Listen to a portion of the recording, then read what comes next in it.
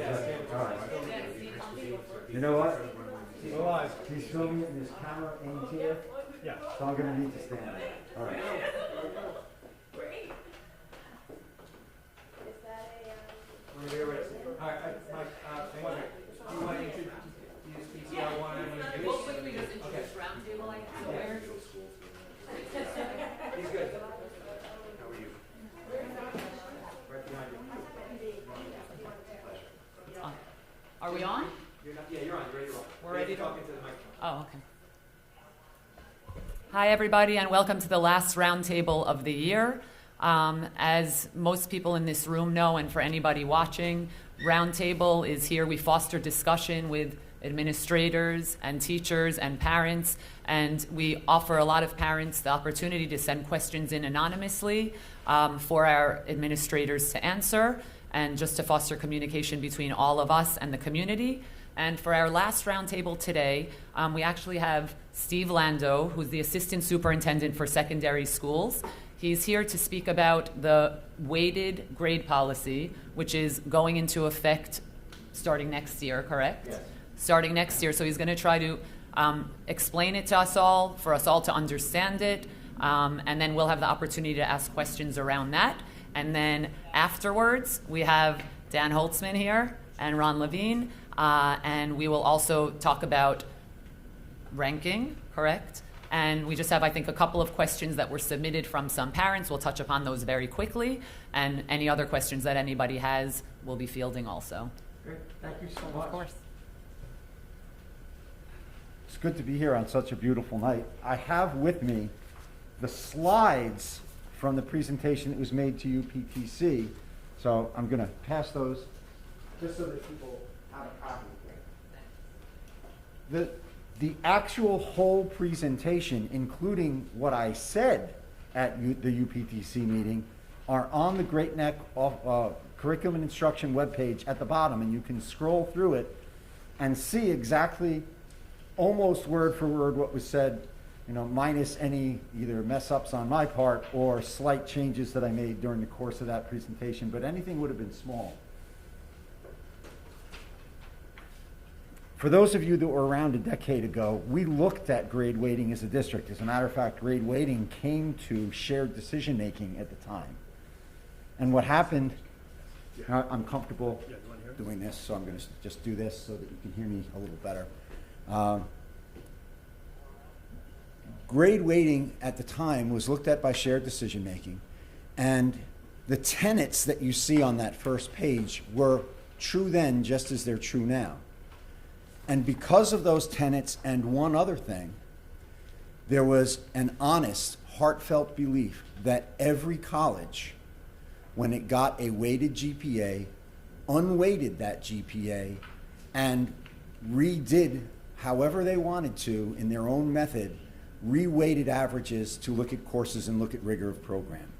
And that was our honest belief at that time. We don't like the idea of grade weighting in Great Neck for a couple of reasons.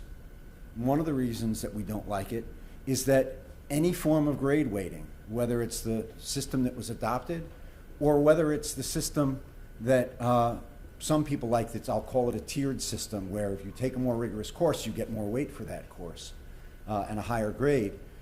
All of that is grade inflation. Whether we accept it or not, it is. It's taking an average or course grade that a student earned, and it's attaching something to it, whether we do it for every course or whether we do it for only certain courses. And the belief then and the belief now is that the value of the rigor of the course is twofold. One of the values of it is the quality of the quality of the experience and the challenge of the experience and what you get to take away from that. The other is that schools, colleges, offices of admission look at the courses that students take in comparison to the rigorous level of courses that are offered overall, and they make admissions decisions based on how rigorous the program is. That admissions decision, though, is uniformly based on a combination of the rigor of the program and the GPA. So if a student has a high GPA and they apply to a school that wants a combination of high GPA and rigorous courses, and the student only has the high GPA and hasn't challenged themselves with any courses, the school, the Office of Admission, would naturally say, you know what, here's a student who had such wonderful grades, and yet they didn't challenge themselves by seeing if they could do well in a course that might have been more challenging, might have been a lower grade, that was available to them. Perhaps they didn't get everything out of their high school experience that they might have. The other thing that happened about 10 years ago when it came to shared decision making is that the viewpoint of the district administration and the building administrators was shared very clearly. We don't like the idea of weighting. We believe that all schools recalculate averages.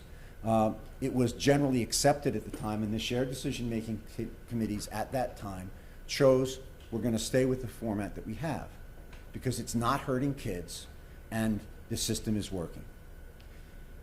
Fast forward to 3 to 4 years ago, and we started getting information from some of our parent leadership that said, you know, you may not be right about whether or not schools use weighted GPAs, whether everybody unweights. And this is there was a back and forth over a period of time, I would say a couple of years. And finally, about a year and a half ago, we got to a point that we said, you know, maybe we need to look at this. Only we were in the middle of COVID, there were other things going on, and so as we came back into session this year, the district made a promise to look at grade weighting. And the way that we chose to look at grade weighting and college's response to it was different than the shared decision-making approach. And the reason that we took the approach fell to me, a recommendation and an approach that I chose as being best. And the reason is that the educators within the district still felt at that time, and to some extent still do feel, that there should be no grade weighting whatsoever, period. There are others who support it, but there are some that, were this to go to shared decision making, there are some who would have said, I can't live with that, and in a consensus approach, any person on a shared decision making committee that says, I can't live with that, nothing moves forward. This matter really needed to be looked at by educators such that it wasn't whether or not someone could live with it or not. It was an approach that said, we need to look at this and make a determination if there's something that's different than we thought, and then what do we do about it? And you see within this the list of questions that were asked and how we followed through.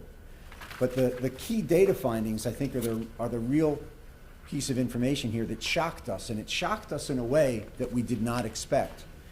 Because I expected, and we expected as a group, and the people that met were department heads of guidance, teachers, building administrators, and me. And when we got together, we gathered data started by polling the schools that our students applied to most frequently, and we got 70 responses. And among those responses, there were 30 that said, you know what, we use weighted GPAs for something. Whether for admission purposes or whether for scholarship purposes, we use weighted GPA. That surprised us. Part of the reason that we believe they're using weighted GPA is because there are now so many applications with the common application that they can't possibly unweight every student. So the first question that was asked was, do you use a weighted GPA for any purpose? And the answer from almost half the schools that responded was, yes, we do. Now, some use it because they want a quick look at rigor, but that absolves them the responsibility of looking at the actual rigor of the courses that a student took in comparison with other things. Others say, you know what, we want it because in some cases it allows us to compare students or to offer things to students school to school. There are students who are graduating this year that, had they attended a neighboring district that weighted averages in that more traditional way or in any way, would have been offered scholarships, sometimes significant scholarships to those schools, because their weighted GPA would have been considered for that scholarship. St. John's uses weighted GPA, and that's a school that I would call an in the middle school that some of our students choose to attend because they offer very generous aid, especially academic-based aid, performance-based aid. Some of our students, more of our students would be eligible for that if we had a weighted system. Other schools, I'm thinking about University of Indiana, Kelly School, with a particular weighted GPA, offers significant funds. And I'm aware of a student that lost out on $60,000 for next year because had they had a weighted GPA to use in the rigorous program that they took, that would have been a difference for them. But we don't like the idea of having students choose a class because it's weighted. We want a student to choose a class and to be enrolled in a class because it's the right class, because it's challenging, because they're up to the task, because they're interested in it. Likewise, we don't want students to not take certain classes because they're not weighted. Can you imagine what might happen, and there's a concern about this among our staff, to the encore programs if encore classes are not weighted and academic classes are? It might steer students away from things that are their passions rather than allowing them to explore them fully. When you take a look at the data findings, on the bottom of page 3, you also see what the maximum weight is that any school offers in Nassau County. We looked at this data. You can find most of it online on their school profiles. The school that offers that 7.5%, that's Wheatley, down the street. Wheatley High School weights every single class 7.5%, regardless of what the course is. Jericho, although there are some people that have said it's not the case, my conversation with the assistant superintendent in Jericho is that Jericho currently weights every class 3%, with the possible exception of some self-contained classes for students who have significant learning needs. When we discussed that as the grade weighting group, we didn't like the fact that they were creating a wider separation between students who have legitimate learning needs and challenges and those that don't. And we rejected the idea of not including some of those classes for that reason. In the end, we were faced with the idea, based on the data that we got back, that our current practice of not weighting hurts some of our students. Probably not so much in terms of admission, but absolutely in terms of scholarship opportunities. And so the question is, well, you know, so many schools, just about every school in Nassau County uses this tiered system. Why don't we use that too? And again, if you go back to the tenets, the reason that we don't use it is because we want students to take the appropriate course. We don't want to reward different students for different things and create further gaps between them. And we also, again, want the reward for the class to be the course itself, the rigor, and the fact that colleges will recognize that rigor in terms of who they choose to admit, particularly the most selective schools. When you think about it, it's unlikely that this change will change the proportion of our students that are admitted to highly selective colleges. They don't want an entire freshman class of Great Neck students. We have many more students that have the capability, that have the credentials, that have the will, that have the strength of character and the strength of program, all the things that you would expect to be admitted to some highly selective schools. We have more students than are admitted to those schools. It's a simple fact. Those schools will not simply say, well, now you've weighted more and we're going to give more students entry. I think what may happen is that they're going to look again closely at the rigor of the program and make a decision based on the combination of academic average and rigor. And by weighting it in a very simple way, the course averages are not weighted. Report cards will not change. The transcript will change in one significant and meaningful way, in that there will be a non-weighted average and a weighted average that is 5%. And if you know the distributive property of mathematics, then if you weight each course 5% at a time and then come up with the result, or if you weight them all at once, you get the same result. So a very simple way to show colleges, here's a weighted average, here's an unweighted average, so that those who want the unweighted average, and there are still some that do, have the ability to do so very easily. Those that want to recalculate, because there are some that do, will be able to take those raw averages, the raw scores for the classes, and use their own formula for their admission purposes.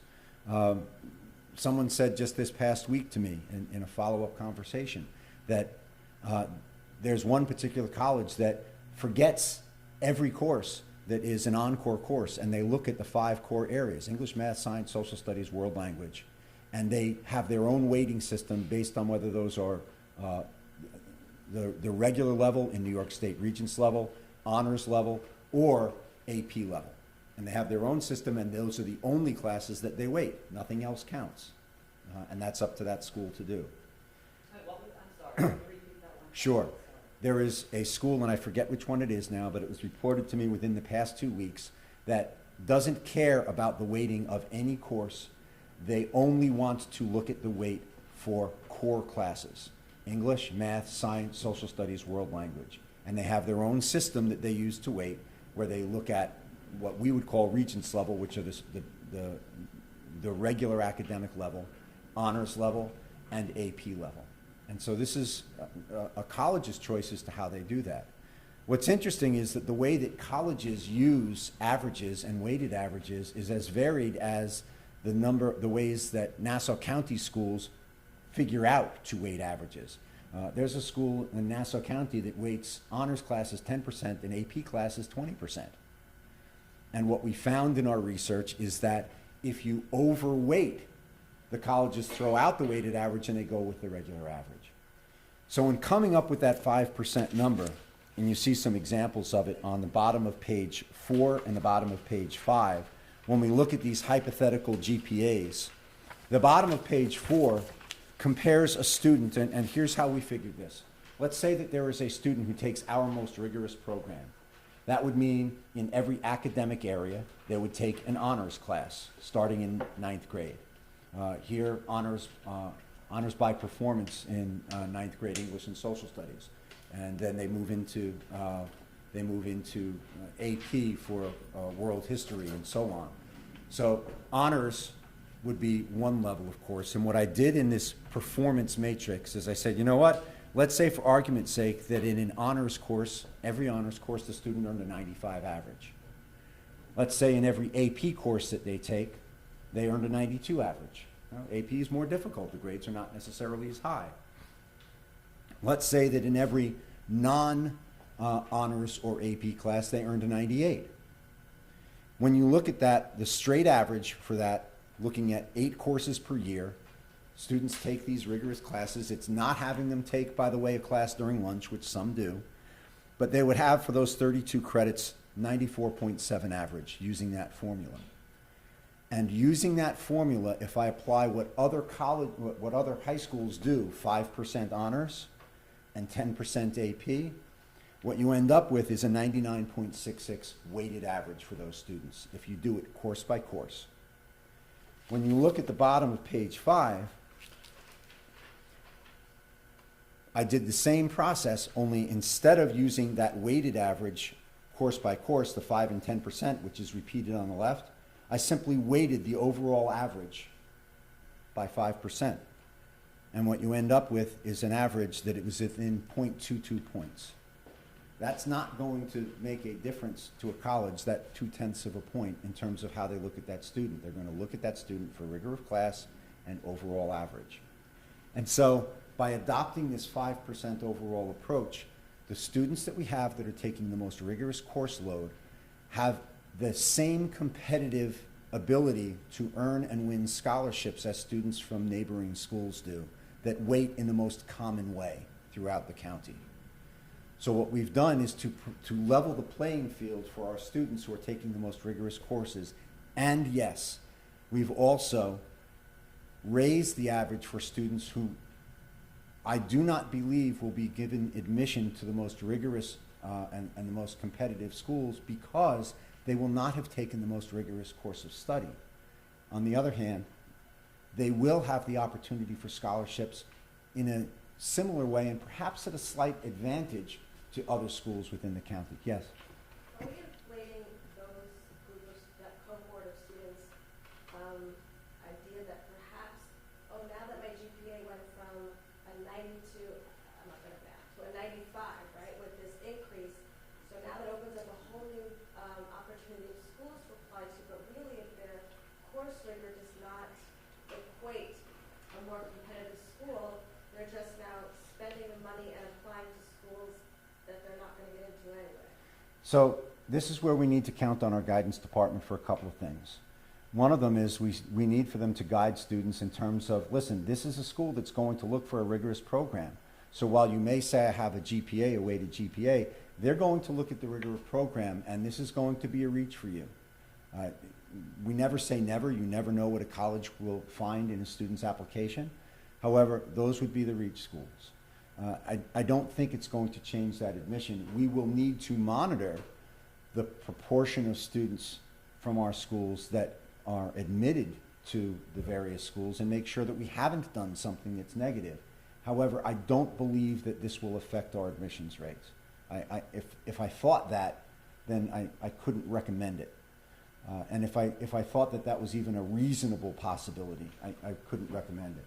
I think what we're trying to do is to give the opportunity to have the best of what can happen for scholarship purposes while still having the rigor that colleges would recognize Great Neck for. Yes? No, I was just saying, based on what I'm hearing from the community, we want, a lot of the parents or students are not happy with necessarily the college admissions that they were offered. And the idea would particularly would be to, help with that admissions to college. It may help with some. And here are the colleges that it will help with. There are some colleges that have a weighted or unweighted average. They don't necessarily look at the courses. If you have a combination of weighted average and whether it's an SAT or an ACT standardized score at a particular level, that combination they will grant an automatic admission. There are some students who would have benefited from that this year that didn't have that benefit. The other thing that's, yes, go ahead. The other thing that's interesting about the approach that we took is that when we first look at this, I told the parent leadership that brought it to us that this would have to be phased in over 4 years or 5 years, that a typical weighted approach, which is what I would have expected we would have moved to, because students who are sophomores, juniors, seniors already chose and took their classes based on the known rigor and the known non-weighting of the classes. If all of a sudden we went back and ex post facto said to students, oh, by the way, you're a senior now, we're weighting AP and honors for you, the students who had chosen not to take an AP or honors would say, wait, Val, that's not fair. I would have taken AP if I'd known that. Question that ties in a little bit. Somebody sent Sure. this in. It's a tie-in of something else, but with this. So with the 5% across the board's grade inflation, regardless of any rigor / not tied to AP or honors classes, and the fact that about 25% of our students have IEPs and get extra time and are also getting the grade inflation on top of the extra time, how is it fair that the extra AP average points tied to AP scores have been taken away? It seems that everything possible is being done to prevent the high-achieving kids from further thriving and to ensure the lower-achieving kids close the gap. Is this what the E and DEI is all about? To close the gap, bring the bottom up, and prevent the top from going higher? So, and now, I think we also need to talk about, I don't know how many people in this room know about the other piece of the AP So- points being taken away. Like, So they are related. And the reason why I'm bringing this up now, though, just so you know, Dr. Lindo, because when you said if the phased approach happened, then kids had already signed up. What happened is kids here had already signed up for AP classes, assuming that those extra points were going to be given, and for that to be taken away mid-year. I'm not sure where that communication broke down, but the communication was not a mid-year communication.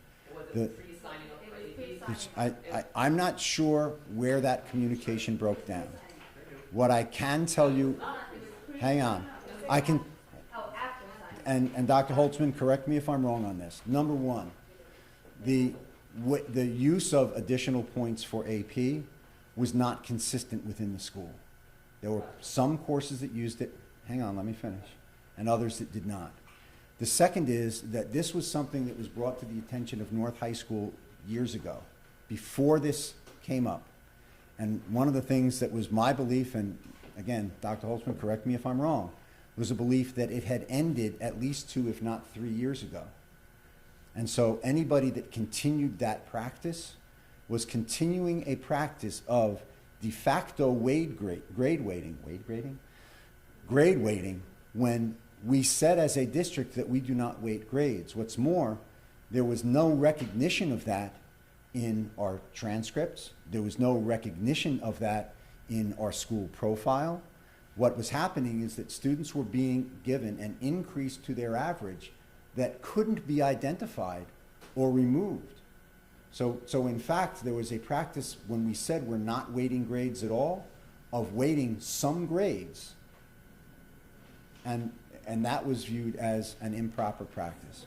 How does that differ from, like, you know, a teacher taking into account a Regents exam, which is incorporated into the grade? The Regents exam is given within the course of the... Yeah, upfront, but this is Yeah, part why of not? the overall Right, so- grading policy. So, Regents exams within the district are 1/9 for every course in which a Regents exam is given, consistent district-wide. North High School, South High School, North Middle School, South Middle School. Village School doesn't have averages, so it doesn't impact them. It is consistent and has been since I arrived. And that's a really good number. It's not overly weighted for students that it could hurt their average and their ability to pass a class if they don't do particularly well. It's not overly weighted such that a student in an AP course that would get a really high average, or their average boosted up by a less rigorous exam, has a greater increase. That 1/9 is a really good number because it makes the exam valuable to the student, and it can impact the grade, but it doesn't overweight it one way or another. As a matter of fact, I want to say about 5 or 6 years ago, a lot of districts around the county were asking, how do you weight your Regents exams? And a significant number of them went to 11% or 1/9, which was similar to what we did. Yes. But we all have to acknowledge teachers use different things when they're grading. Yes. And each teacher does it differently. Correct. So if a teacher wants to take a 3 on an AP or a 4 on an AP and bump the student's grade up a point or two, depending on what they get, shouldn't they be permitted to do that? That's How is happening that, after. How is that different than any other consideration? It's happening. It's happening off the classes, after the class is over, when the grades are reported. So this is something that the course grades, everything is already done. It is something that the way that it was done in a way that, again, from the district's perspective, was creating a weighted average without acknowledging it in any way. And it did it inconsistently. It wasn't something that was applied in the same way that a Regents grade is applied, a cumulative assessment. A final assessment should be applied in a similar way for all courses, not just within a school, but across the district. So are teachers not permitted to do it? That's They're not correct. allowed to do it. They're not allowed to consider it. And the decision to do that, and the practice was supposed to have stopped a couple of years ago, not just this year. I understand that you're saying it's supposed to stop a couple of years ago. I'm in a unique situation because I have a senior and a junior. So my senior took the same, told my second son, take this class and this class and this class, and don't worry, it's gonna be hard, but at the end, you study for your AP, and when you do, you're gonna get a little bit of a bump. Mid-year, my second son comes home, he's like, Mom, it's total, I don't wanna say the word, they took it away. Mid-year, so meaning whether it was practice or not, you knew that it was happening in the school. To change that formally, it was happening last year, you said that, And it shouldn't we're have aware been. that it was happening last year.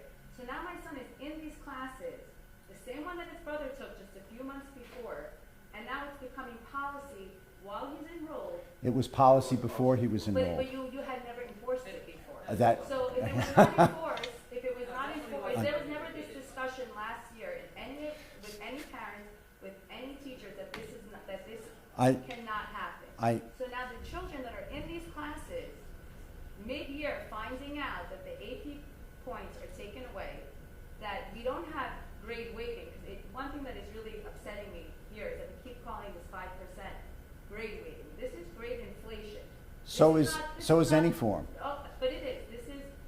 I agree. Not tied to AP, not tied to rigor. Correct. When my son is staying home and studying for his test, and his friend is going out because he doesn't have the workload, they're both getting the 5%. Yeah, But there are let's special, just- but there are special education children also who stay. my on weekends. son gets extra time. He has a hearing impairment, Right. and his extra time will take care of that. I understand. So I'm actually, in that sense, also being covered.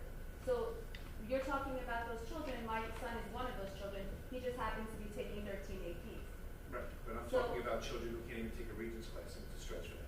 I'm talking about mentally. But if I understand wanting to help children that are, you need that extra push, which is also what 504s are for, IEPs are for. But why are we hurting the children that stay home, are missing a party, are studying for their tests, are staying up late, and we're hurting them? We're saying, you know what, you're gonna get the same points as the kid that, let's not go to the bottom, that I understand, but they're also having accommodations that other children don't have. So, And saying, you know what, we're gonna take away your AP points, and we're gonna weight you the same. It doesn't matter if you're on So, AP physics and or regular again, physics. One more thing is to do it junior year. So you're saying it wasn't policy for years, but it was happening. It was never being stopped, not by administration, not by teachers, not by guidance counselors. So last year, my son, who had 10 APs, got his 3 points, 2 points. My second son, who's a junior, is under the impression he's getting the same thing. And mid-year of junior year, it becomes now a formal policy. That's what I take. So here's what I need to say. I'm in a position right now where I can do one of two things. I can either say that this is something that was absolutely directed and communicated, and any teacher that didn't do this was in fact insubordinate to the direction they was given. I could do that. Or I could say, gee, you're correct, we implemented this mid-year. Either way, it's a lose-lose. Dr. Lando, we have 25 parents in the room, and I don't know how many on Zoom. With a show of hands, who knew that this was implemented? Nobody. Come on. And so what I will not do. Communication. It's not something to point fingers or blame. But when. I think this is a separate conversation. I'm not sure. But you know what? I'll tell you. No, but I'm going to tell you why it's not a separate conversation. I've digested the whole grade inflation situation. I've spoken actually to. I've spoken to Jericho's. Greg is his first name. I'm forgetting his last name. Greg Sloan. We had a very long talk. He's the curriculum coordinator for school counseling. He explained that yes, it's similar, their model, but theirs is tied to Regents classes and APs. So it's not across the boards every class, but that's fine. We've spoken a lot, you and I have spoken a lot about it. The reason why I think it is tied together though is because this inflation is, for lack of a better term, I would say watering down the top, in that watering down, yes, everybody's going up 5%, but when you have so many going up 5%, that 90s are going to be everywhere. It does water down a little bit, but no problem, I'm even over that. But when I started digesting that the AP points on top of everything not only are giving a teacher, treating some teachers like robots and not giving them the opportunity to create their own rubric, that's side note, but on top of that, what this mom in the back said is absolutely true, that they were taking under sort of false pretenses, thinking something was, and it's not, and it is tied together when the inflation is happening at the same time. So I think they're actually very much tied together. And so I am left with a choice that I will not make. And what's I'm left with a choice of saying, yes, you are correct, or saying that, in fact, people were doing things that they weren't supposed to be doing for a period of time. I think our And- objection as parents, I'm sorry to cut you off, but I think our objection as parents is, why can't that be? Why can't the teachers have that autonomy to do that? Teachers have the autonomy to determine course grades. However, there are certain parameters that can be established by the district, and this is a parameter that was established by the district because of issues that arose with this practice years ago. Because South was pissed off that they didn't do it? Because it wasn't uniform, and it needs. Well, Dr. Lando, how many times have you heard a teacher, the whole pedagogy, if that's the word, I apologize if it's the wrong word, but people know that, let's just say for AP World, one teacher is way harder than another teacher. That's something I don't think anybody can argue. One teacher during the year kills you on some tests. One teacher, they all learn, it's all amazing, but a teacher knows what he or she is teaching, their style, they're preparing their kids. And if that child ends up getting a 5 on the AP test, beautiful, it's better for North, it's better for the student, it's better for everybody. But if that teacher makes it clear that yes, you're going to be working your butt off this year, but all will be okay if you do what you need to do. That's a beautiful okay. thing. So a couple of things here. I'm going to come back to the fact that when it comes to final assessments for courses, We have a consistent practice when it comes to Regents exams. And years ago, not just this year, the approach to have a consistent practice with regard to final exam, to AP exams was determined and was supposed to have been in place. And when we move forward, again, I'm not going to say this person didn't or that person didn't, because I can't tell you exactly why the practice continued when it was not supposed to. What I can tell you is that it was not supposed to have continued, and that was not just a this year issue. The second part of this is that when we think about what we're doing, what a teacher was doing with that exam was in fact doing the opposite of including it as a way. They weren't taking a score of 5 is a very broad range. A score of 4 is a broad range. They weren't taking a raw score and saying, okay, a proportion of the raw score is going to be used for an average. They were taking the overall composite score, the category that it was in, and choosing to add points. Now, there is something that's also should give people a small piece of comfort about the fact that even if this is something that's removed, it's not going to have a huge impact on a student's overall GPA. Because if a student, for argument's sake, takes 20 courses, and there are 22 credits for graduation, many of our students are taking 28 and 30 credits by the time they graduate. But I'll use the lower number.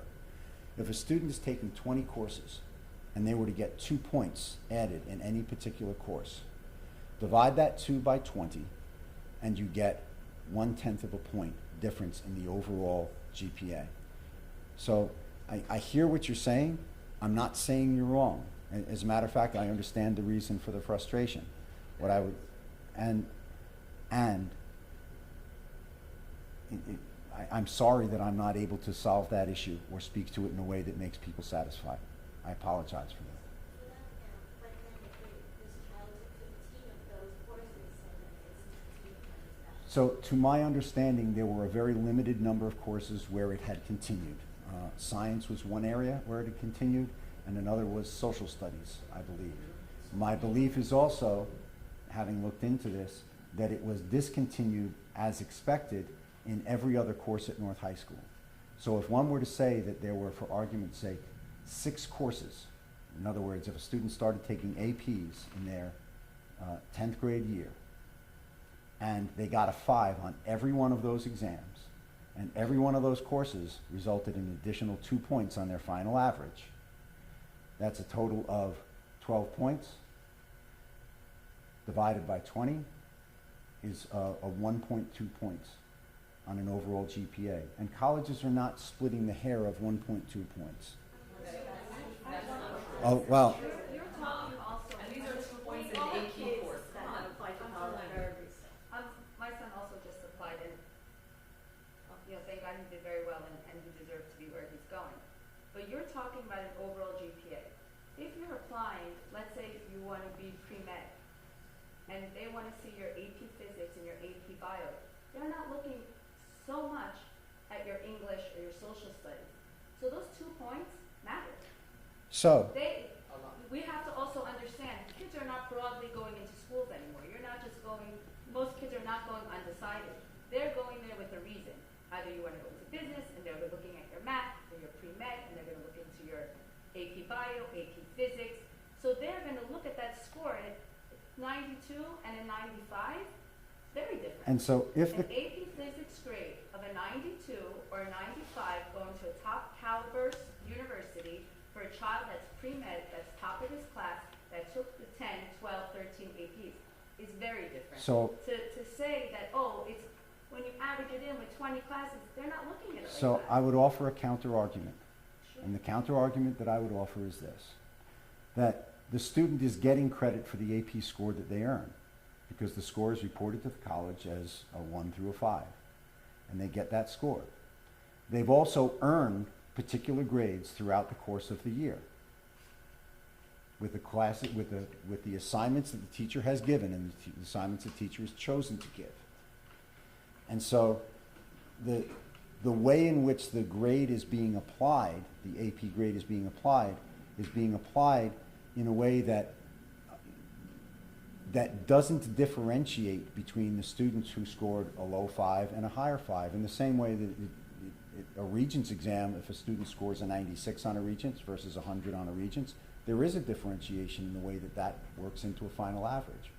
So there are a number of reasons that this was removed from the practice and that it was expected that it was removed. I understand what you're saying. I would say that the reward for the students is, and again, I see head shaking, we disagree.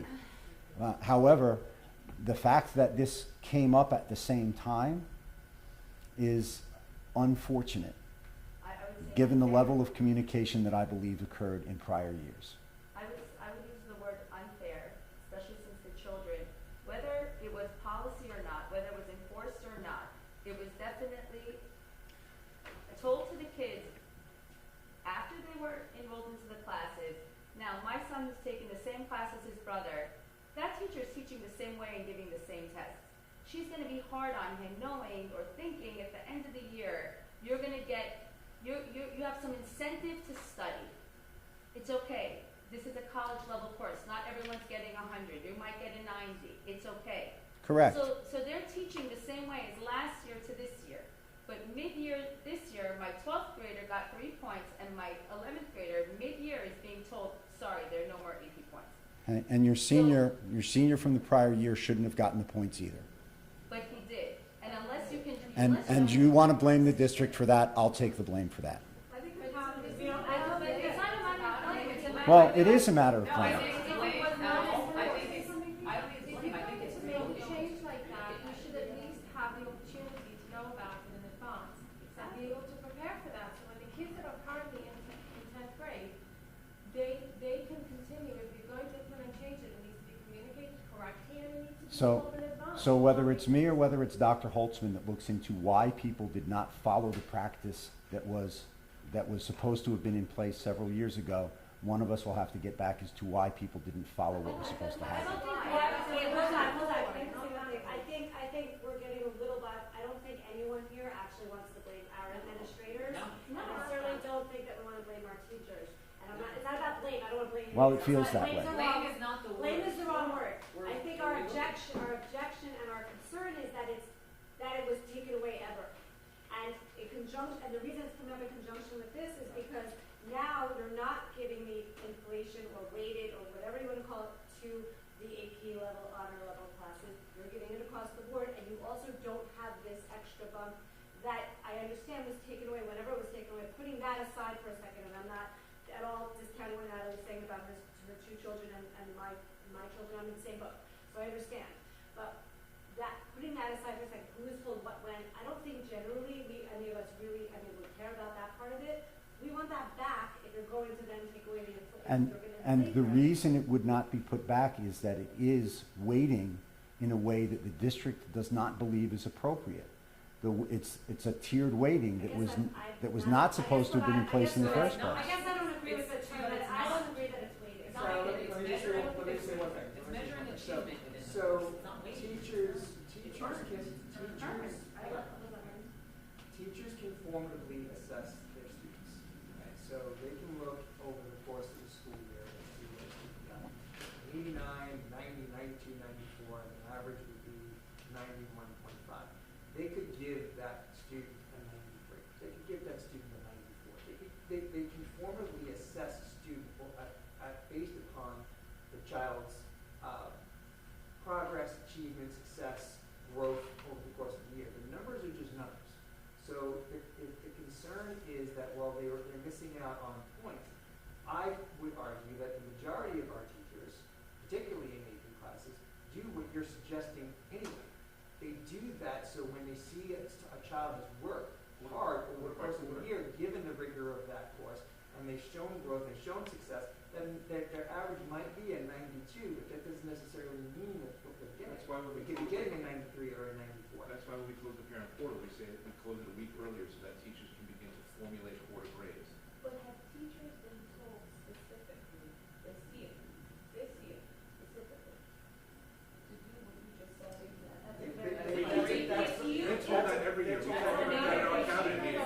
It's different this year. Right. As long as I know that my students' teachers have been told this outright, that listen, you no longer have that kid who was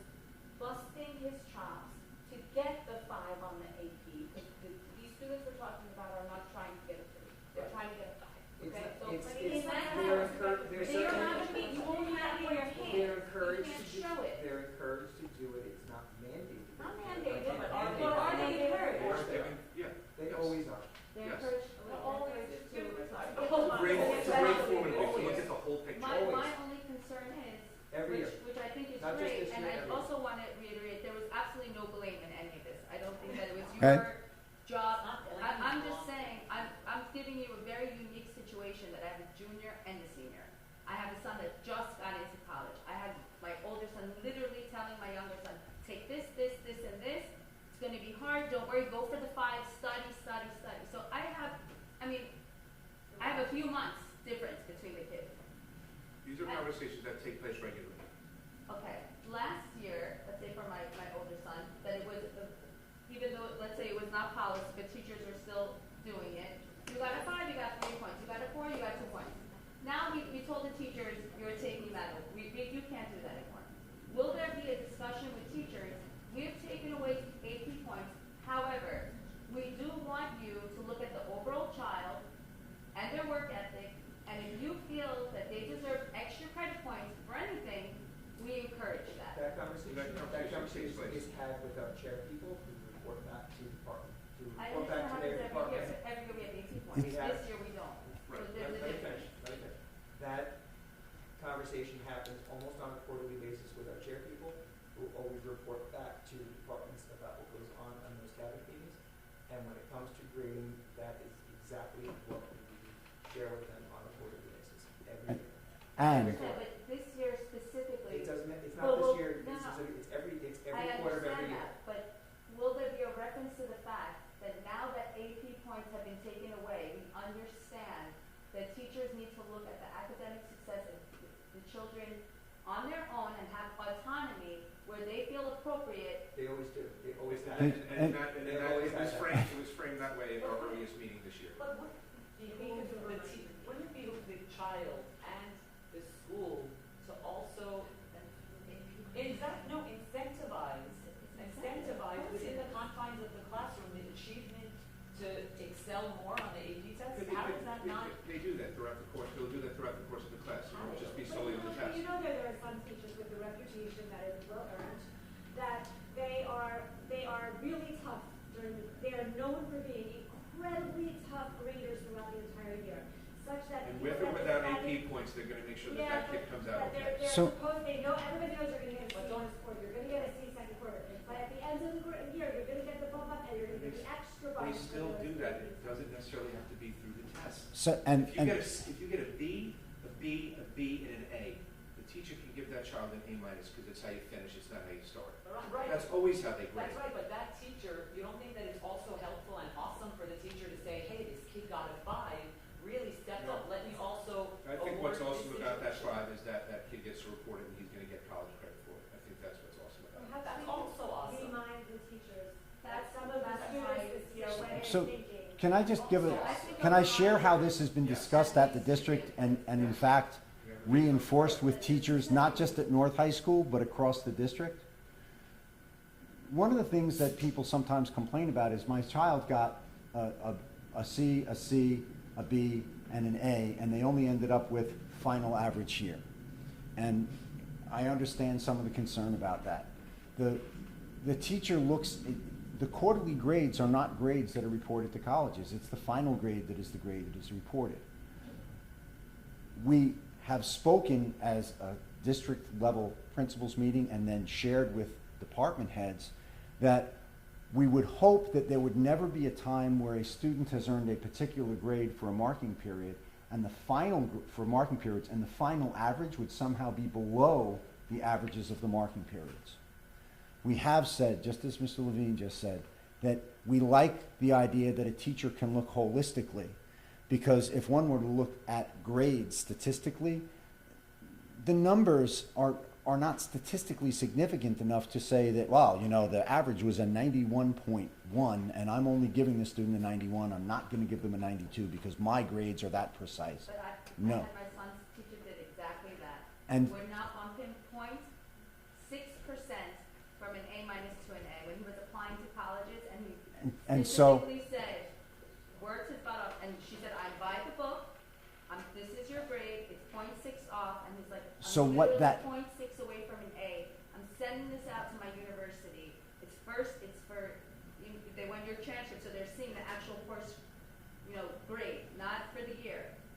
senior at this point. I understand. And that's her right. But you can't say that all teachers are like that. No, And what a I teacher can that's say is all 26 teachers will have not the, change it from a all day-by-day. teachers have the right to do that. The flexibility that you were asking for, they have the right to do. And as long as a teacher is consistent with the way that they treat all their students, then it's not. Dr. Landon, that's exactly what we're saying. We want them to have the flexibility to also tie the AP test And, into that and, holistic and that's an approach. area that, That's all we're asking. and that's an area of flexibility that is, we do not believe is appropriate. I've explained it as best I can. I, May I address one other comment? If it's a consistency, we can self-adopt it. I mean, it seems like it's an incentive, like you have. South does it by quarter. South does it by, they take their children's averages into consideration quarter by quarter, that's what they do. So and, well, you know what? There's a lot of rumor about what schools do, and I'm gonna say something very straightforward. I have heard from parents of each school saying that the other school is the one that grades more easily.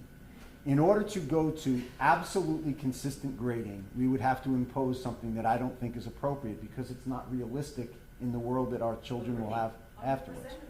And that is that if we were to say every teacher has to give this amount for homework, this amount for tests, this amount for quizzes, we need to give a common quarterly district test and quiz graded the same way, this is not something that your children will experience when they leave here. They're going to have a vastly different experience when they get to their college experience. Everything you're saying is correct, but it just feeds into why not also give those teachers the AP as part of it. It doesn't make sense. You're saying one thing, at least to me it doesn't make sense, I apologize. But exactly what you're saying is a perfect argument for a teacher to be able to use the AP test score as part of that holistic approach or that. Should we be able to have a teacher choose the amount that they count the Regents exam? I'm sorry. Should we say that any teacher should be able to use a Regents exam to the level that they want? In theory, yes, but you don't, and it's all good And at this point. I would be very cautious about going there. But come on, but it's not even comparing the same thing, Dr. Landon. It's Everyone not. takes a Regents exam, but not everyone takes Everything you just said. So So why a teacher should have the autonomy to do And such a thing. and It's just to think of, it's something to Well, think may about. I ask, and then I think we should move on. Right. One more thing. This weighted increase that we're discussing came after much debate, conversation, a committee was formed. Could such a thing happen to readdress now the AP issue that we're raising? Is there a way for us, how do we get that to? I will bring that to our principals meeting. I don't think that we're going to get to it this year, in fairness. I'll bring it to the principals meeting for another discussion. But there was agreement over a period of meetings that this was an appropriate direction to go. It was not, it's not a single person's decision in doing this. The other thing that is part of what we're doing right now, especially because we say we don't rank students, we're re-looking at whether or not on our school profiles we should have the distribution of grades. So if I may, which is exactly where I wanted to go 20 minutes ago. So the concept of weighting, okay?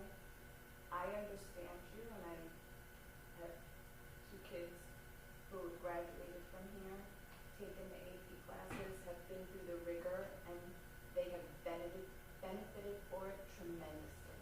They look back and they say, Mom, I was so prepared, so happy. But here's my argument with the weighing.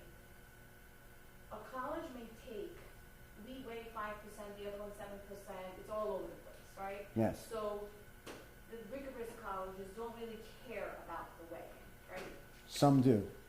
But I'm just saying for the sake of, I'm not talking about a merit scholarship, right? So I'm talking about getting in, okay? Indiana School of Business does care about the weighted average. All right, other than. 10 years ago, they didn't. But I could name like 10 schools, for example, that don't, okay? So they'll take the core grade that the teacher gave them, right? But when you send a packet from our school that says the top 10% of the grade has 94.3 GPA and above, that 94.3 GPA that does not take into account the AP classes and the honor classes, that is an issue. And Because now the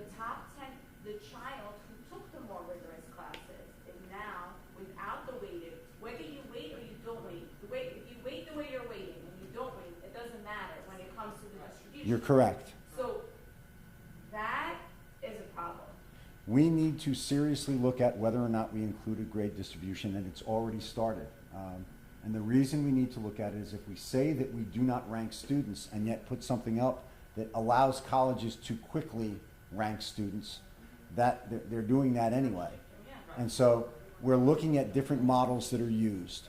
The part of the challenge is that the model school profile that's put out by the College Board and also there's a School Counselors Association includes this grade distribution. So they have something that they say, this is the model that you should follow. On the other hand, I don't know that it takes into account those schools that do not rank. I think that's important. The second thing is that there are some schools that then have a distribution for just the core classes, which some colleges like. We need to look at whether or not there's a practice that will, and this is the words that I've used, advantage our students while still creating an accurate picture. We don't want to hurt any of our students. We want to create a picture that helps our students in terms of their pursuit of colleges and scholarships, because we offer, and I'm going to say this, forget U.S. News and World Report and all the other things that use particular data that say our schools are great. I'm telling you that having worked in 5 different school districts and seen the depth and breadth of the program that we offer, and having seen what happens in classrooms, there is no place that I know that compares with Great Neck. It is a remarkable place. Colleges know that. We need to make sure that whatever we do maintains that for what they know, not just based on numbers, but based on the experience of the students that leave Great Neck, go to their colleges, and enjoy tremendous success. One piece of advice I would have, when you're also not adding in the possibility of class rank or showing the distribution, I think we've already had 2 changes already to the juniors that are applying for next year. And I think to add a 3rd element now is not the time. I think if you're going to do something, it should be taken into account, it should be thought about, but if all these changes should not be taken in 1 year and really affecting one class the most that's going to be applying. Because if you need to say, oh wait, this class didn't do so well, this kid that should have gotten these schools didn't, and you want to make changes, it's too late for this class. So if we, in looking at the distribution of grades being part of a school profile, find that it could be hurtful to our students, you would say keep it in anyway? No, or I would say if we do not have class rank right now, correct? We do not, but we do have no class rank with a grade distribution that may in fact create an impression of class rank that we don't want to do. But a weighted distribution. No. And a weighted distribution and an unweighted distribution would be the same. It would just shift. The question is, having that distribution something that helps our students or hurts our students? We do that now. Yes, it's on the profiles for both schools. That goes to each college. Yes, they can look at it. With this great inflation, but aren't they not? So in order to make sure that the changing of the grade weighting doesn't have a negative impact, we may need to remove that from the school profile so as to make sure that colleges look at the combination of average and rigor of program. Exactly. So it seems like we have a lot of questions, but I know we need to move on because we have another topic to cover. Would you be amenable to follow-up questions? Always. And I know we're not always going to agree, and that's okay. However, I really care about what you think, and I care about how we take care of our students, your children, but this is really a personal thing. I want our students to have every advantage. I didn't like the fact that some of our students were at a disadvantage against neighboring districts. And that's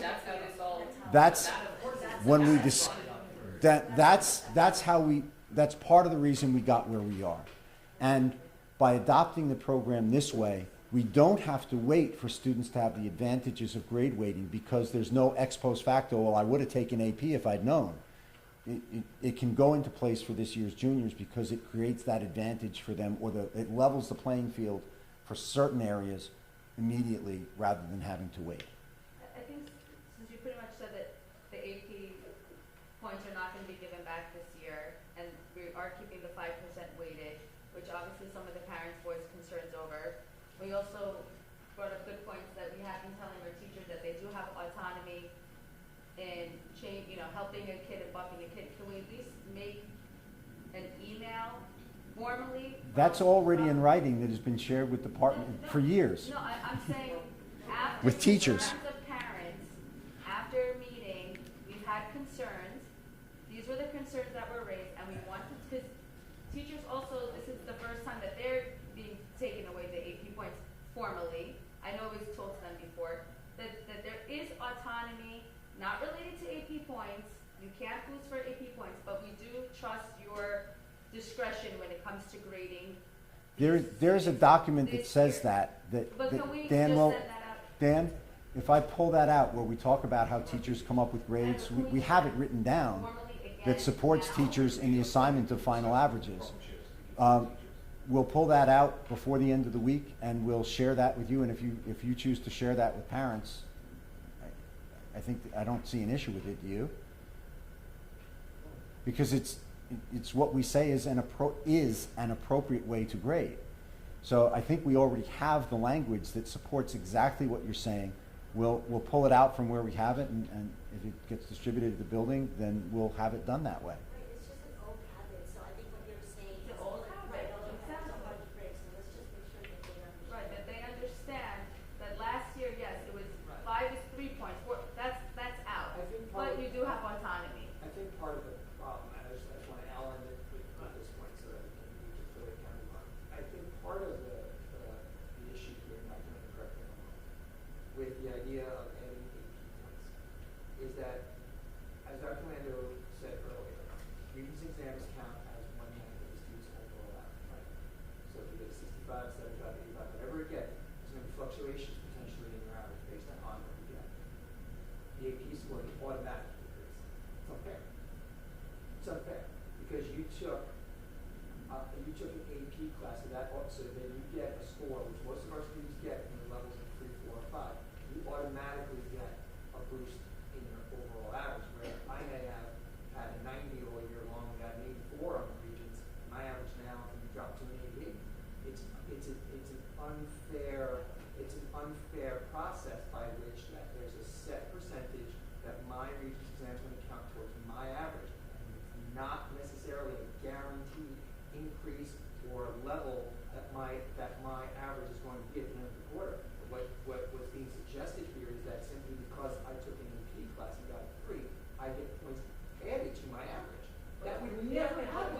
That would never happen in a regions class. A 4 or 5 is hard. I'm not suggesting Yes. it's hard. I'm not saying that it's No, not. meetings- I'm not meetings don't saying get that. I'm not hard. saying that it's not. No, But no. to say that it equates to a 2, 3, 4 point increase on a student's overall average. Bless you. That creates an unreasonable expectation. But you It get just bonus does. points all the time. But Bonus points are given. And if the teacher does that consistently for all students in the class, that's within their purview with the flexibility that you But a said. student that gets a 2 and doesn't get those extra points, it is hurting their average, the way that a 65 on a region. No, it's not hurting their average because you're not getting But any it is points. hurting, but it's But then I hurting think- by not, and your teacher was hard during the year, Dr. Holtzman, it is hurting their average. It doesn't change their average. Here's something that's interesting that hasn't been raised. Here's another point that's interesting. If a student has a 95 average and gets 2 points based on getting a 4 on the AP, and a student with an 80 average gets 2 points, the student with the 80 average is actually getting a higher percentage of their grade added. That's fine, we're all okay with that. And that's not what's, the problem. that shouldn't be the focus. That's not a problem, That shouldn't be the focus. I appreciate that you are comfortable sharing your concerns. I would never want you to say, oh, well, okay, that's fine now, if you don't feel that way. And I absolutely will be comfortable having continued conversations. No, it's with you. wonderful that we have that, and we appreciate that you're not just listening, but you're not just hearing, but you're listening, and that's amazing. You always listen, so I think that having Shame on follow-up. me if I don't. No, and you do, and that's what's so amazing, so I think we really just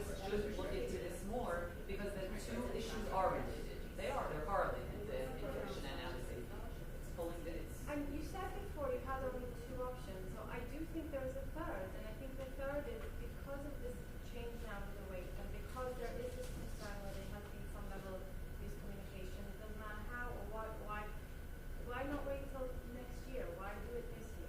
The kids that Because started that happened at- 2 years ago. But the kids that went in But the this kids are year, mid-year. this They're year, finding out mid-year. they are finding out And- now. Their teachers are I'm coming trying to to be mid-year. diplomatic in the way I'm expressing this. What you're suggesting happened prior years,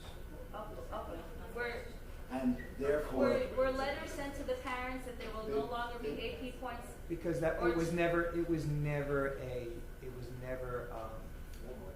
thank you, that's what I'm But looking now at. It was they can- never a formalized It's building just- practice. It was something that was done It was never haphazardly. formal, but now all the kids know. Let's In table- our building, they all know. Let's table this, because it's set after Dr. Yeah, Holton let's has the continue has the on the presentation. conversation. Dr. Landau has offered to continue the conversation, so let's and set the time. That's great, we'll continue then, for sure. and I thank you. I thank you for the opportunity to be here tonight. We appreciate you coming. Thank you. Thank I love our community, and I love that we understand that we're not always going to agree, we've got to keep working. So, thank you. Thanks, Steve. Have a great night. Thanks, you too. Okay, so my part of tonight is to talk a little bit about the U.S. News and World Report rankings. So ultimately, what the goal here is to provide you with an overview. It's not necessarily my opinion about things. I have some thoughts in here as well that I will share. But it's important that we understand what this is about. So in terms of school ranking, kind of giving you the 101 version of this. So there are several ranking systems that are used. U.S. News and World Report is not the only one that determines the rankings of schools across the nation. This is not a full list. So we have U.S. News and World Report. North High School is 503 in the nation. The Challenge Index is a ranking system, does not rely on test scores, only AP or IB participation. In this index, we're ranked as 425. And then there's Niche, which relies on test scores, enrollment, AP data, disciplinary events, surveys, etc. North High is ranked 87. So there's 3 different ranking systems having us in 3 different locations. There are 6 components of the U.S. News and World Report, each of them having their own percentage of weight in terms of how it works, how it calculates. No, that's as big as it gets. That slide's as big as it gets. So there's a college readiness factor. The college readiness factor looks at students who have 12th graders who have a qualifying score on at least one AP or IB exam, qualifying scores of 3 or better. Earning qualifying scores adds a percentage to the weight to their overall score. State assessment proficiency, aggregated scores in the assessments that students take, that are needed to pass for graduation. Then there's state assessment performance. They look at the subgroups of each of the students that take a state assessment, I say a Regents exam, but a state assessment. So they look at Black, Hispanic, and from low income students as well. And then they look at the underserved student performance. So they look at students who are coming from underserved populations, whether it's socioeconomics, whether it's based upon their specific race or background. They break it down by that kind of granular focus. And then there's college readiness, the college curriculum breadth. Again, students that earn a qualifying score on the AP or IB exams, and then the graduation rate. So each of the 6 components has its own percentage. The data collection for the 2022 came from historic data from 2020 and 2021, based upon the fact that Regents exams were canceled in the 1920 school year, and then there were exemptions from the 20 to 21 school year. They were only able to use historical data from 2016 to 2019 to capture a broader sense of student learning. Ultimately, what they did this year is they incorporated science assessments from the 2018-19 school year, along with math and reading data as well. So the concerns about this data collection is that it's not indicated what specific assessments are used. So whether it's math, science, reading, they're not telling us what specific assessments they're using and the data points they're using. Are they using mastery? Are they using participation? Are they using strictly passing? Are they looking at failure rates? It's not indicated. So as an example, if they're looking at Algebra 1 and there's a district like ours who offers this in middle school as a middle school course for advanced students, that wouldn't count because it's not in the high school. So if they were using that figure, that data point would count against us. The system does not rank the best schools. It needs to make that very, very clear. This does not rank the best schools, not indicative of what is the best or measured by quality. It's only considered what to be is most challenging. So while the title of the report is deceiving, saying that this is the best school, this is the 300th best school, this is the 17,000th best school on the list, it's based not on quality, but rather the AP and IB participation rates and the passing rates. So there's some concerns that revolve around school rankings because comparison is by definition subjective. Okay, so especially in an educational system, a ranking system cannot capture relative quality against thousands of other schools. There's 24,000 plus school districts, high schools rather, in the nation. 17,800 or so make the cut as far as they're concerned for ranking purposes. So who the ranking system serves? The college ranking system serves, the high school ranking system serves College Board, because if schools start to make decisions about wanting more students to take AP courses, that's more revenue for them. If schools start making decisions based upon whether or not they should include the IB program in their schools, that's profit for them. The Cambridge program, the same thing. Then, of course, you go to these websites, and there's advertisements, and there's website subscriptions, et cetera, and then, of course, I get countless emails from proprietary and promotional companies saying, hey, why don't you send this to all your students and all your parents because you guys are ranked X, Y, and Z on the U.S. News and World Report. Changes in rankings from year to year.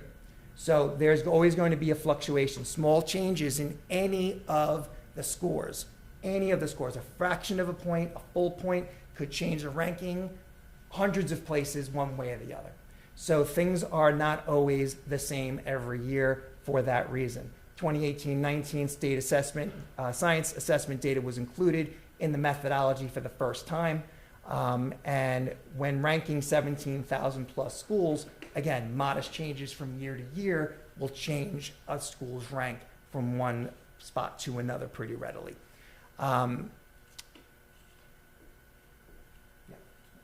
So looking at some data points from North High. So from 2016 to 2022, we have a 30% increase in the past 5 years in AP exam administration. So there was 978 exams given in 2016 and 1,273 exams given in 2022, and 93% scored a 3 or better. 71% of our graduates enroll in at least one AP course. Some statistics about our school is that we serve a very high needs population. We have 240 IEP students, 80 Section 504 students. That's 25% roughly of our student population receives test accommodations. 10% of our students are in self-contained classes. 24% of our 2022 cohort were IEP or 504 students. And there's an increase in special education student cohorts starting in 23, 24, and 25. And this does not include private schools and or transfer students that we get each year. Next year, we're already starting at 250, and we anticipate that to grow at approximately 10 to 15%. Our ranking went up from 648 in 2019 to 503 in 2022. New York, we went from 61 to 58, and as far as our STEM ranking, we went from 160 to 119. So we are consistently ranked in the top 2 to 3% schools nationwide as being most challenging. North High School is one of 19 schools out of 120 on Long Island and out of the 17,800 nationwide to be ranked in the top 1,000 as the most challenging school. And data through test scores and AP to participation is only one factor telling the story about our school. So things that are not taken into consideration are dual enrollment in college classes. We have a series of dual enrollment courses in our business classes, and our business department and our social studies courses. Fine and performing arts programming, our science research scholars, our merit scholars. Other data that's not collected for school ranking that is equal or if not more important is the individual school experience, connections with teachers, our guidance counselors, our mental health supports, peer relationships, ability to collaborate, team building, your child's specific achievements and accomplishments, skill development in the area of problem solving, empathy, kindness, all the things, personal integrity, academic integrity, work ethic, self-confidence, growth over a 4-year period. Those kinds of things are not taken into consideration. Basically, all they look at is, all they're concerned about is who took an AP course and who didn't. So some final thoughts. A change in 1 year from the next on our ranking is not indicative of an actual trend in the overall quality or performance of the school. Students' needs come first. We do not want to push students into courses that they are not appropriate for them, simply for statistical gains. We don't want to become a school whose behavior and decisions are influenced and shaped by a ranking system versus making sound educational decisions. There are always opportunities for growth. When identified, plans should be thoughtful and be always in the best interest of students. Our mission has been and continues to be serving the needs of our our students' educational, emotional, and social needs. The greater concern for the next several years is the impact COVID is going to have on student achievement, identified in analysis of assessment data, assessing and addressing mental health issues, and ensuring the development of their academic stamina. What we've noticed over the past year is that students have forgotten what being a student is like. Zoom, I think, did some harm to students' abilities to focus, to be academically focused, have academic stamina. I was part of proctoring an AP exam, and I saw halfway through kids just closing up the book, putting on their hoods, and not continuing. So there's a lot more to school ranking than meets the eye. I think we need to keep it in perspective. I think we need to focus on what our individual students need and what we can do to benefit our students themselves. And as far as being an academically rigorous school, we absolutely are. We offer AP courses. We're offering a new AP course next year. We've offered more college dual enrollment courses. And I think what's important is that we're touching upon what students are looking for. So we started, as an example, a dual enrollment course with LIU called Introduction to Social Work. It started 2 years ago. We had one section. 84 kids now taking 84 kids are taking that next year. And that's a dual enrollment class college credit. for college credit. It's awesome because it's capturing a population of our students that weren't being served. So, there's always opportunity for growth. We always look at our data. We always look at how we can do things better. That's our goal. That's our job. I don't want us getting caught up in superficial and sort of nebulous information that doesn't truly tell the story of what we do and what the experience our students have at Great Neck North. So that's just an overview. I will make this available to you. I will send it. This is awesome. I mean, I will send this. I mean, this was a mission. This was. I will send this to our PTO chairs, and they can disseminate this to you as well. I could put it on the website if you want. Just what we need to just remember is that we are always doing what we believe is in the best interest of kids. We're never out to hurt or harm or do injustice to students. So the conversation tonight, as difficult as it was for us, I share Dr. Lando's sentiment that we do have to keep lines of communication open. We do have to be able to be in a space where we can talk and share ideas and disagree. And it doesn't mean that you're wrong because I disagree, and it doesn't mean that I'm right because I don't agree with you. But at the end of the day, we oversee a small town of 1,200, of a population of 1,200. And we have to make the decision that we believe serves the best interest globally. And that's really what it's about. We're only competing against ourselves, make ourselves better. Exactly. So I appreciate the time. I appreciate the opportunity. I will share this with you, and if you ever have any questions, you know you can always reach out to us. So, If a parent asks, why did our rankings go? yeah. Mm. What would your The quick answer is 40% of the ranking calculation comes from AP participation and AP scores. So while we may have larger numbers, but we may have larger number of students taking AP tests now than we did 5 years ago, 71% take them, 66% get a 3 or better. So there's a 5% gap. So it's performance on those exams as much as it is actually taking the exam. So when that conversation kind of ends out, Right. Right. So we don't want to push students into taking courses that they're not prepared for simply because there's an incentive at the end. We want to always make sure that whatever class a student is in, it's appropriate for them. All right. And is it also fair to say as an argument as to why rankings they don't look exactly, what they are Mhm. aren't what they seem, Mhm. is also that our school has this 25% population of students getting IB. It's a beautiful thing. Yes. And, I wasn't bringing it up as a No, negative. no, I'm bringing it up as a reality for who are. It's a reality though, but when last week I was hit with a lot of questions, our ranking fell, Hmm. and I said, I believe a lot of it might have to do with that our school has a high population of kids that have IEPs. Yes. And that's a beautiful thing, but that also factors into why our ranking might have dropped because it's tied to AP courses. Right. That's a fair statement. But I think what's more important is that it's not indicative of performance. It's not indicative of quality. The comparison, like I said, is very subjective. So when you have 18,000 schools, you can't compare for quality. All they're looking at is you have 305 graduates this year. How many of them took an AP course? How many took the test? How many of them got a 3 or better? That's all they're interested in. That's, at the end of the day, that makes up 40% of the score. Because our graduation rate's always high. Our state assessment scores are always solid. They're always above what the state average is. But the majority of the makeup of the score comes from AP. All right. Thank you so much for coming, guys. Thank you.